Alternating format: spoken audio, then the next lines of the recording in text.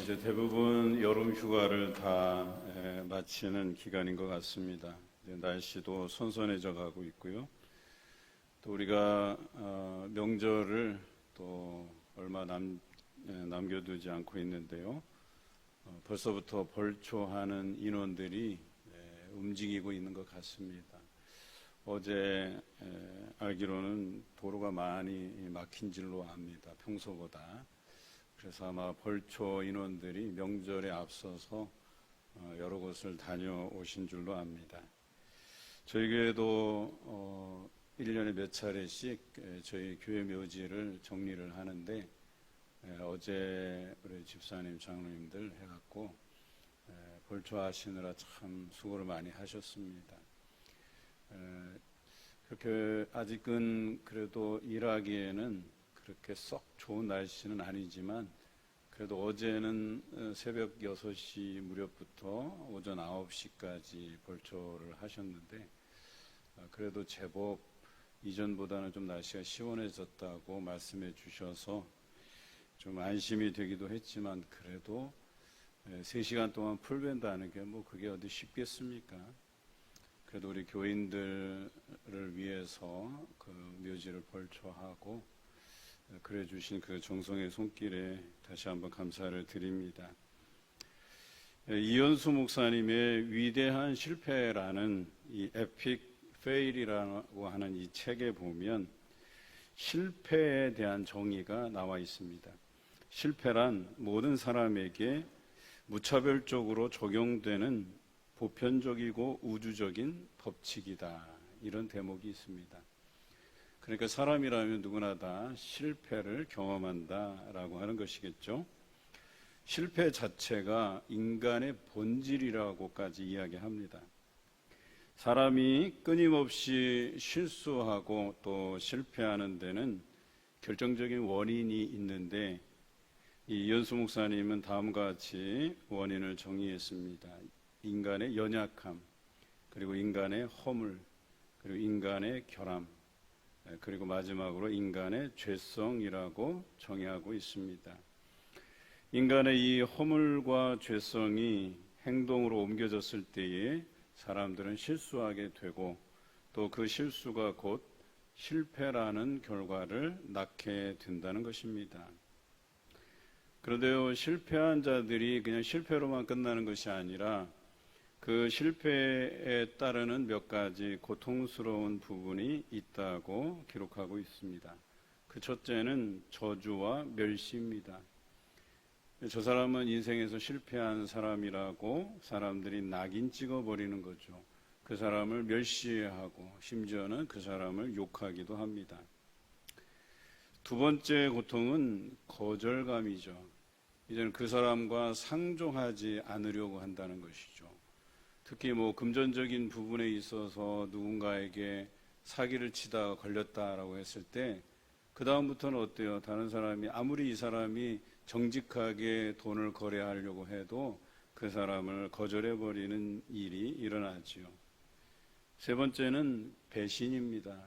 자신과 그렇게 돈독했던 우정을 나누었던 친구들도 이제 그 사람으로 인해서 물론 자신의 실수이긴 하지만 그것으로 인해서 사람들이 떠나간다는 것입니다. 그래서 또 그런 배신감에 고통스러워한다라고 하는 것이죠.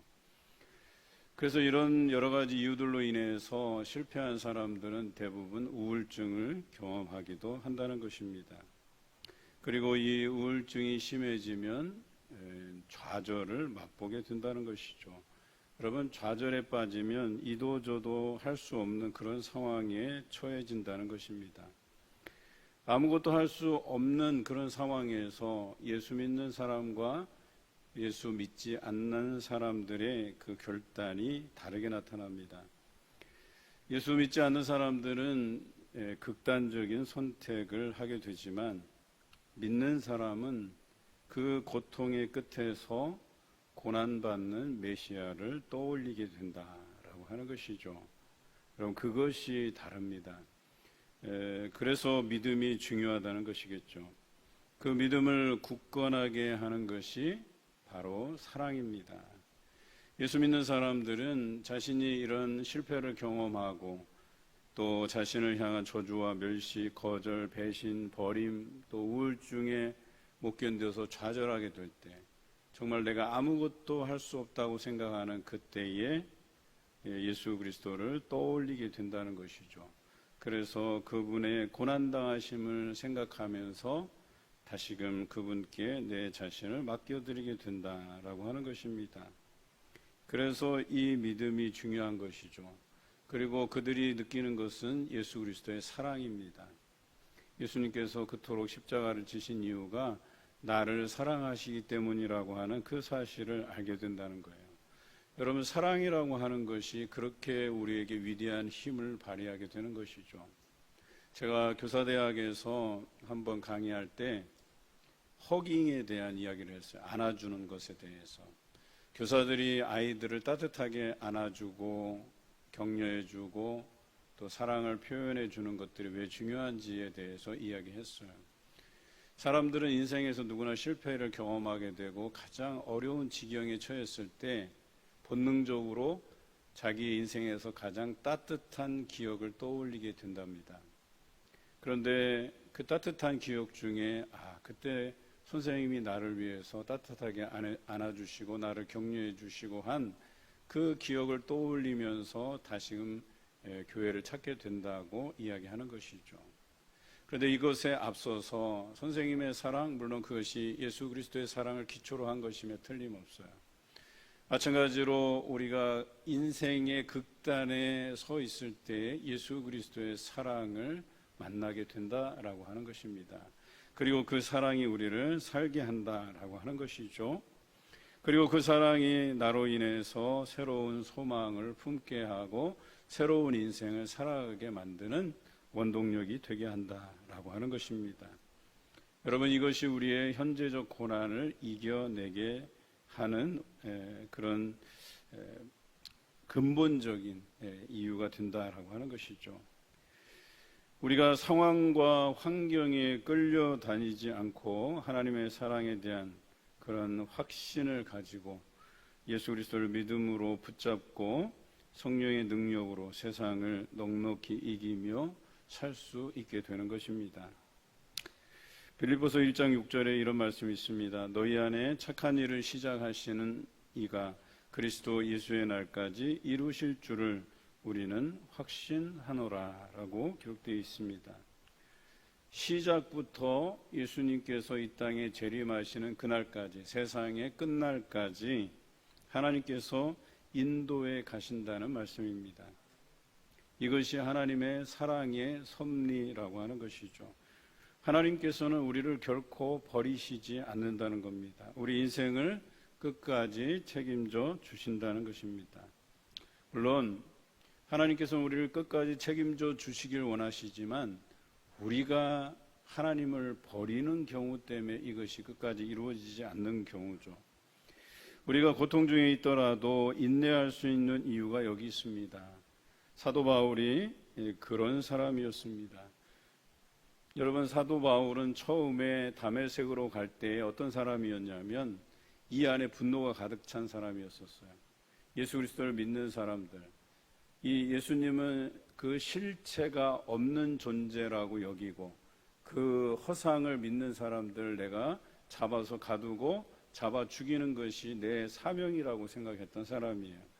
그러한 어떤 의지, 또 이 끓어오르는 분노, 어찌 보면 열정이라고도 할 수 있겠지만 저는 이제 분노라고 표현하고 싶어요. 그런 분노의 마음을 가지고 다메섹으로 향하고 있었습니다.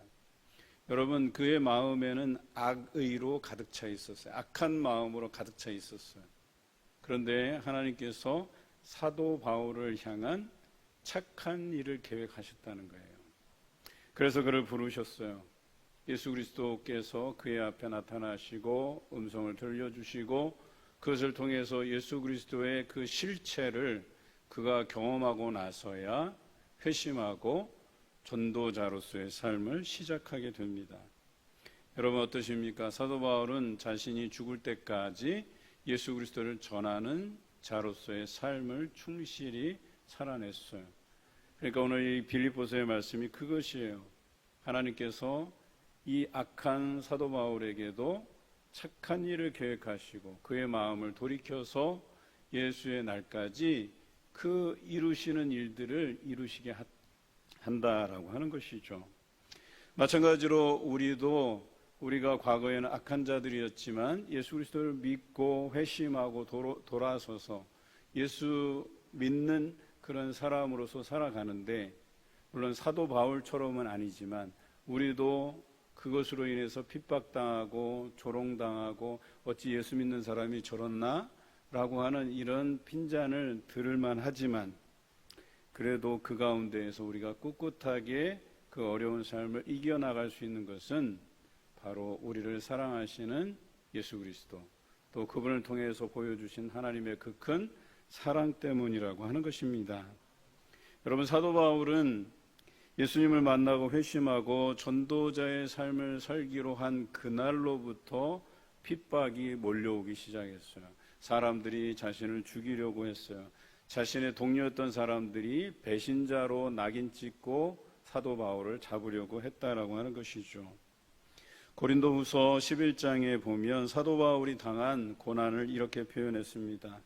수고를 넘치도록 하고 옥에 갇히기도 더 많이 하고 매도 수없이 맞고 여러 번 죽을 뻔하였으며 유대인에게는 40에 하나 감한 매를 5번 맞았고 3번 태장으로 맞고 1번 돌로 맞고 3번 파손해서 깊은 바다에 일주야를 있었고 또 여러 번 여행하면서 강의 위험, 또 강도의 위험, 동족의 위험, 이방인의 위험, 시내의 위험, 광야의 위험, 바다의 위험, 또 거짓 형제 중의 위험을 당하고 수고하며 애쓰고 여러 번 자지 못하고 줄이며 목마르고 여러 번 굶고 춥고 헐벗었으며 또 교회를 위하여 염려하는 일로 눌렸다라고 기록하고 있어요. 여러분 어떠십니까? 여러분들도 이러한 경험을 다 해보시진 않으셨을 거예요. 그런데 사도 바울은 사실 이보다 더한 고난도 있었지요. 이 이후에 바울의 그 순교당하는 사건은 기록되지 않았지만 그가 복음을 위해서 순교당하기까지 했습니다. 그러나 그의 복음 전하는 전도자의 사명을 포기하지 않았습니다. 그가 온전히 이 어려움들을 잘 견디고 이겨냈습니다. 저는 궁금한 것이 무엇이 이것을 견디게 했을까라고 하는데 질문을 던져보았습니다. 그랬더니 오늘 본문 31절 바울은 이렇게 고백하고 있습니다. 그런즉 이 일에 대하여 우리가 무슨 말하리요? 만일 하나님이 우리를 위하시면 누가 우리를 대적하리요? 라고 하는 이 말씀에서 해답을 찾았습니다. 하나님께서 사도 바울을 위하시기 때문에, 그를 위해서 동행해 주시기 때문에 이것을 견딜 수 있었다고 고백하는 것입니다. 심지어 32절에는 이렇게 표현합니다. 우리 죄를 위해서 자기 아들을 아끼지 않고 내어주신 분이 어찌 모든 것을 우리에게 주시지 않겠느냐라고 고백하고 있습니다. 이것이 하나님의 크신 사랑이라고 하는 것입니다. 그리스도를 통해 보여주신 그 사랑에서 우리를 끊을 것이 있느냐고 질문하면서 환난이나 곤고나 박해나 기근이나 적신이나 위험이나 칼이라도 이 하나님의 사랑에서 끊을 것이 아무것도 없다고 고백하고 있습니다. 그래서 이러한 고난을 사도 바울이 잘 견딜 수 있었다고 하는 것이죠. 또한 이렇게 고백합니다. 누가 자신을 고발해도, 누가 자신을 정죄해도 자신을 위해 간구하시는 예수 그리스도로 인하여서 그것을 능히 극복할 수 있다고 믿었습니다. 바울은 하나님께서 사랑하시는 자신의 존재에 대한 확신이 있었던 거예요. 자신이 얼마나 가치 있는 사람인가, 내가 얼마나 사랑받을 만한 그런 자격이 있는 존재인가를 알고 있었다는 거예요. 여러분 자신에 대한 존재에 대한 확신이 있으십니까? 하나님께서 여러분을 어떻게 생각하시는지 여러분 생각해 보셨습니까? 누구보다 여러분을 사랑하시는 하나님이십니다. 이미 예수님을 여러분의 죄를 위해 이 땅에 보내주셔서 십자가에 내어주신 하나님이십니다. 이보다 더 확실하게 보여주실 만한 사랑이 어디 있겠습니까? 단언컨대 이보다 더 큰 사랑은 없습니다. 이것이 우리에게 보여주신 하나님의 큰 사랑입니다. 저는 그리고 여러분은 하나님께서 사랑하시는 존재입니다. 여러분 그 존재감을 잊지 마시길 바랍니다. 꼭 기억하시길 바랍니다. 여러분 성도들이 목사님들을 좀 이렇게 뭐랄까요? 좀 어려워하면서도 근데 이 어려워한다는 개념이 아마 이제 귀하게 생각해서라고 저는 생각이 되는데 아마 하나님께로부터 뭔가 특별한 사랑을 받지 않을까 이런 생각을 하시나 봐요. 그래서 목사님을 대하면 좀 어렵고 또 귀하게 여겨지고 그러신가 봐요. 그런데요, 제가 생각하는 바는 똑같습니다. 저나 여러분이나 하나님께서 특별히 사랑하시는 사람인 것은 똑같습니다. 여러분도 귀하게 여김 받을 수 있는 존재이시고 저도 그와 다르지 않다라고 하는 것이겠죠. 그래서 여러분 자신을 귀하게 여기시길 바랍니다. 하나님께서는 여러분을 귀하게 여기시고 또한 사랑하십니다. 여러분 그것이라면 여러분 인생에서 충분하지 않겠습니까? 사도 바울에게 그것 하나로 충분했다라고 하는 것이죠. 그가 당하는 여러 가지 고난, 생명의 위협을 받는 그런 상황에서도 하나님이 나를 사랑하시면 된다라고 하는 그거 하나로 그는 순교하기까지 자기의 사명을 잘 감당할 수 있었습니다. 하나님께서 사랑하셔서 아들 예수님을 십자가에 내어주시기까지 여러분을 소중하게 생각한 것을 여러분들 기억하시길 바랍니다. 여러분의 존재에 대한 확신을 가지고 하나님께서 주신 사명 끝까지 잘 감당하시기를 주님의 이름으로 기원합니다. 오늘 사도 바울이 하나님께서 자신을 사랑하신다는 사실을 예수 그리스도를 통해서 알게 되었습니다.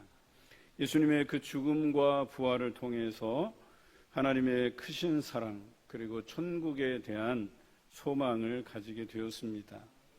그리고 사도 바울은 고백합니다. 이런 사랑에서 끊을 수 있는 것이 세상에 아무것도 없다라고 고백합니다.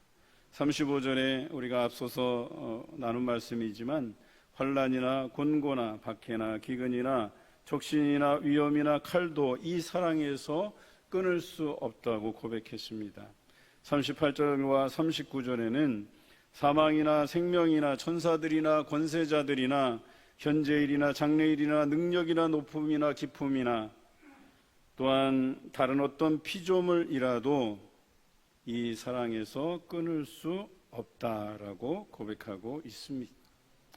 여러분 사도 바울에게는 이처럼 하나님의 사랑이 중요했던 것이죠. 여러분, 여러분들에게도 하나님의 사랑이 중요하십니까? 여러분 하나님의 사랑 받는 것으로 충분히 족하십니까? 그런 이 시간 되시길 주님의 이름으로 기원드립니다. 여러분 이 큰 사랑을 받는 우리가 견디지 못할 것이 무엇이 있겠습니까? 그리고 사랑하지 못할 대상이 또 어디 있겠습니까? 여러분 다윗의 아들 솔로몬 잘 기억하시죠? 우리는 솔로몬에 대해서 대체적으로 여러분들은 좋은 기억이 많이 있어요. 그래도 솔로몬은 이스라엘 영토의 그 최대 영토를 구축한 위대한 왕이었죠. 또 하나님께 큰 제사를 드려서 지혜를 얻어서 그 지혜로 판결을 의롭게 함으로 인해서 주변 나라들로부터 부러움의 대상이 되었던 그런 왕이었습니다. 물론 그의 단점도 많이 있었죠. 그의 실수도 있었고 또 그의 그 노년의 그 외교 정책의 실패로 인해서 이스라엘에 우상이 들어오는 그런 잘못을 저지르기도 했던 왕입니다. 그렇지만 대체적으로 이 솔로몬이라는 이름이 우리에게는 좋은 어감으로 다가와요. 특히 지혜를 대표하는 그런 대표 명사처럼 사용되는 그런 이름 아닙니까? 그런데 한번 잘 생각해 보십시오. 다윗의 아들 중 솔로몬은 불륜으로 맞이한 아내 밧세바에게서 태어난 사람이에요. 그러니까 세상 사람에게 손가락질 당할 만한 그런 사람이었다는 거예요. 아마 여러분들 중에서 누군가가 불륜을 통해서 그 사람과 자식을 낳았다고 해봐요. 그러면 그 대상을 향해서 여러분 저주를 퍼붓고 비난하고 또 그 태어난 아이에게도 축복할 생각보다는 오히려 저주하고 야 너는 뭐 사생하다 이것뿐만 아니라 여러 가지 말들 나쁜 말들은 다 섞어 할 거예요. 그런데 이런 솔로몬에게 하나님께서 여디디야라고 하는 이름을 지어주셨어요. 여디디야의 뜻은 하나님께서 그를 사랑하신다 이런 뜻이에요. 그러니까 솔로몬에게 중요했던 것은 그런 세상이 자신을 향한 비난의 손길 이게 중요했던 것이 아니고 그에게는 하나님께서 나를 사랑하신다라고 하는 그 이름의 의미가 중요했던 거예요.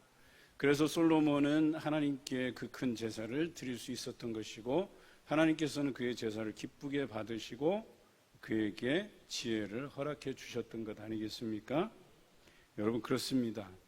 아무리 우리의 상황이 어떠하든 우리의 처지가 어떠하든 하나님께서 우리를 사랑하시면 되는 거예요. 여러분 그것으로 우리는 충분합니다.